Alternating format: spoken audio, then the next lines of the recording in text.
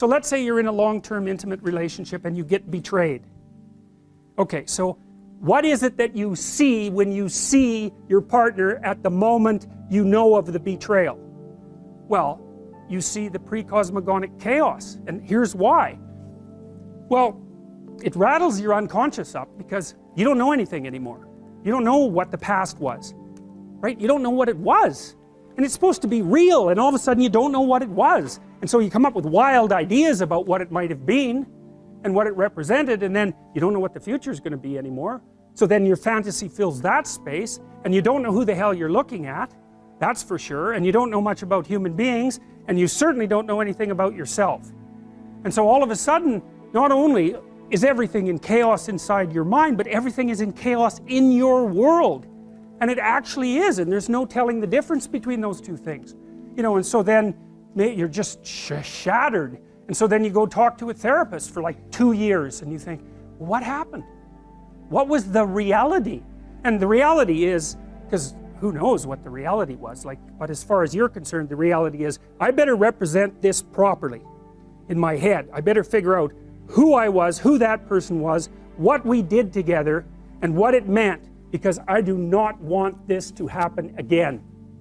And so you're healed when you get to the point where you've grasped the bloody moral of the story. What went wrong? And how can I not have that happen again? Because that's the purpose of learning, right? That's the purpose of memory. It's to prepare you for the future. And so you have to pull out of that massive chaos a functional representation that increases your wisdom, so that you're not this naive target the next time you enter into a relationship. So at least you can have another relationship without being so traumatized that, you know, you're done. And you know, it can take people years to talk that through, because this landscape of potential opens up when they're betrayed. It's like, well, anything could have been the truth. Well, to sort through that, you have to wander through all that mess, and it's really painful and emotional as well. You have to sort through all that mess to come out with the new you, right? The renewed you. And so, and that's what you are. You're, for whatever that means, you're an entity that both is and is transforming.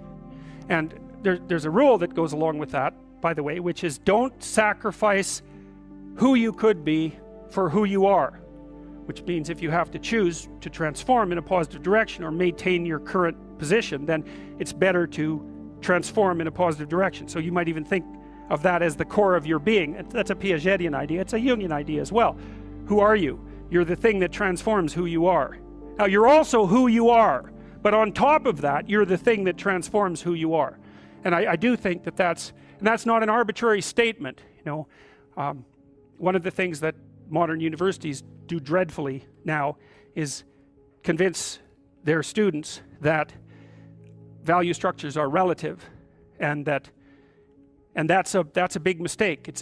There's a lot of things wrong with that idea, and one of the things that's wrong with that idea is that doesn't include what I just mentioned, which is that's a good moral rule, is you are the thing that is and you're the thing that becomes, and you should put the thing that becomes at a higher place than the thing that is. That means you also have to allow yourself to shake off those things about you that you might be pathologically attached to, habits and people for that matter, ways of thinking, all of those things.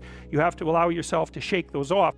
You can tell, if you have a memory that's more than 18 months old, approximately, and when you pull that memory up to mind, if you still have an emotional reaction, that means you haven't fully articulated the memory. You haven't analyzed it causally. You haven't freed yourself from its grasp, and you're carrying it like a weight. And your brain responds to that, like the more weight you're carrying like that, more baggage, let's say, the more of the stress hormone cortisol your brain produces, and cortisol makes you old.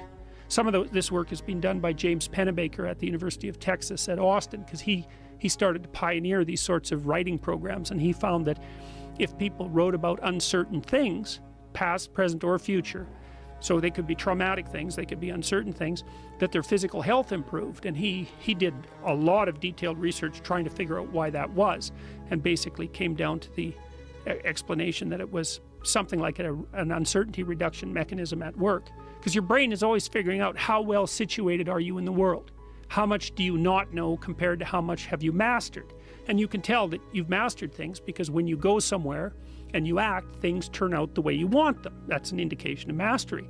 And your brain is sort of keeping track across your whole life of how many places you've been where things haven't worked out compared to how many places you have been where they have worked out. And if all those places in your past where things haven't worked out, you need to map and master.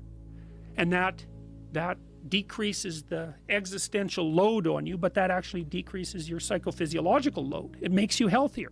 It makes you less stressed.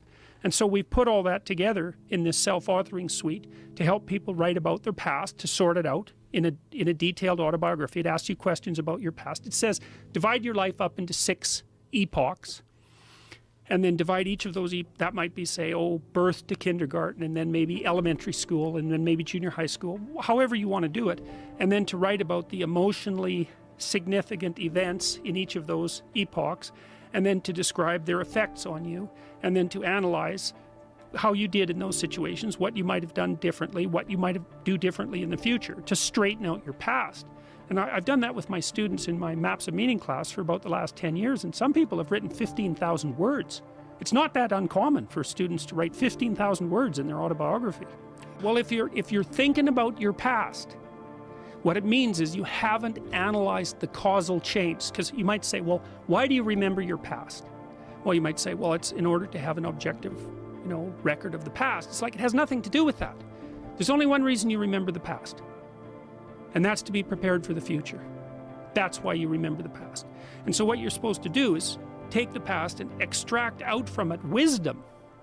And wisdom is the ability to avoid stumbling blindly into ditches. And so you think, well, here's a time in my past I stumbled blindly into this horrible ditch and terrible things happened to me. It's like, okay, you need to take that apart. You need to figure out, how was it that events conspired with your participation, voluntarily or involuntarily, so that terrible consequence emerged. You need to know why that happened and how you could react differently in that situation. And as soon as you do that, your brain will leave it alone. It won't obsess you about it anymore, because the anxiety producing parts of your brain are basically trying to tell you where there are obstacles in your environment. It's like, look out, don't go there, don't go there. It's like, well, don't go there, there's fire. Well, maybe you could master the fire, right? Then you're a wielder of fire, you're not just a victim. And lots of situations are dangerous or not dangerous depending on your level of mastery, right? Life is like that. And so a negative emotion that's associated with a memory is something that's crying out for mastery.